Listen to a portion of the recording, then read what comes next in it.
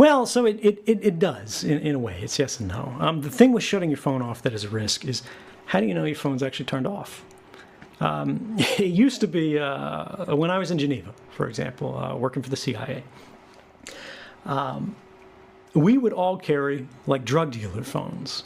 The old smartphones, old dumb phones. They're not smartphones, and the reason why was just because they had removable backs where you could take the battery out, right? And the one beautiful thing about technology is if there's no electricity in it, right? If there's no go juice available to it, if there's no battery connected to it, it's not sending anything because you have to get power from somewhere. You have to have power in order to do work. But now your phones are all sealed, right? You can't take the batteries out. So there are potential ways that you can hack a phone where it appears to be off, but it's not actually off. It's just pretending to be off, whereas in fact it's still listening in and doing all this stuff. But for the average person, that doesn't apply, right? And I got to tell you guys, they've been chasing me all over the place. I don't worry about that stuff, right? And it's because if they're applying that level of effort to me, they'll probably get the same information through other routes. I am as careful as I can, and I use things like Faraday cages. I turn devices off.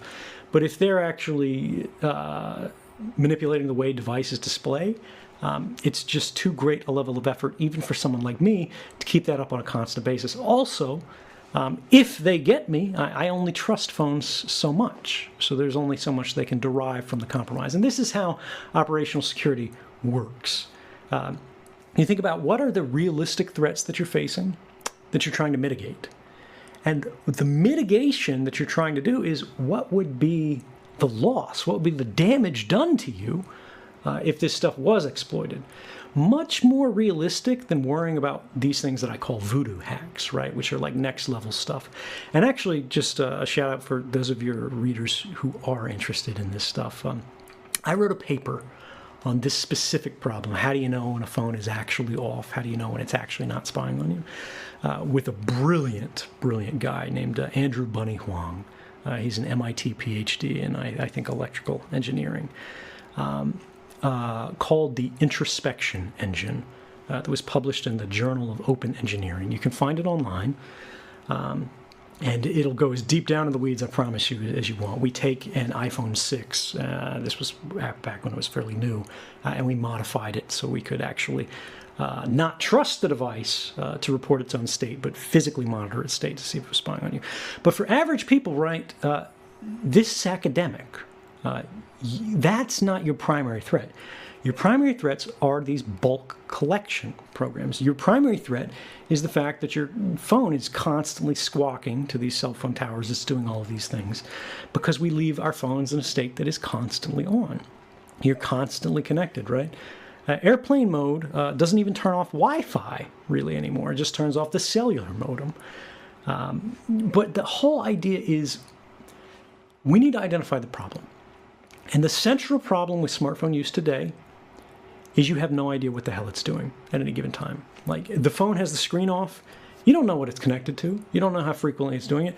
Apple and iOS, unfortunately, makes it impossible to see what kind of network connections are constantly made on the device and to intermediate them, going, I don't want Facebook to be able to talk right now. I don't want Google to be able to talk right now. I just want my secure messenger app to be able to talk. I just want my weather app to be able to talk. But I just checked my weather, and now I'm done with it, so I don't want that to be able to talk anymore. And we need to be able to make these intelligent decisions on not just an app-by-app basis, but a connection-by-connection basis, right? You want, let's say you use Facebook, because, for whatever judgment we have, a lot of people might do it. You want it to be able to connect to Facebook's content servers.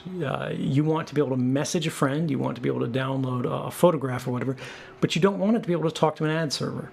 You don't want it to talk to an analytics server that's monitoring your behavior, right? You don't want it to talk to all these third-party things because Facebook crams their garbage into almost every app that you download, and you don't even know it's happening because you can't see it, right? And this is the problem with the data collection use today, is there is an industry that is built on keeping this invisible. And what we need to do is we need to make the activities of our devices, whether it's a phone, whether it's a computer, whatever, more visible and understandable to the average person, and then give them control over it. So, like, if you could see your phone right now,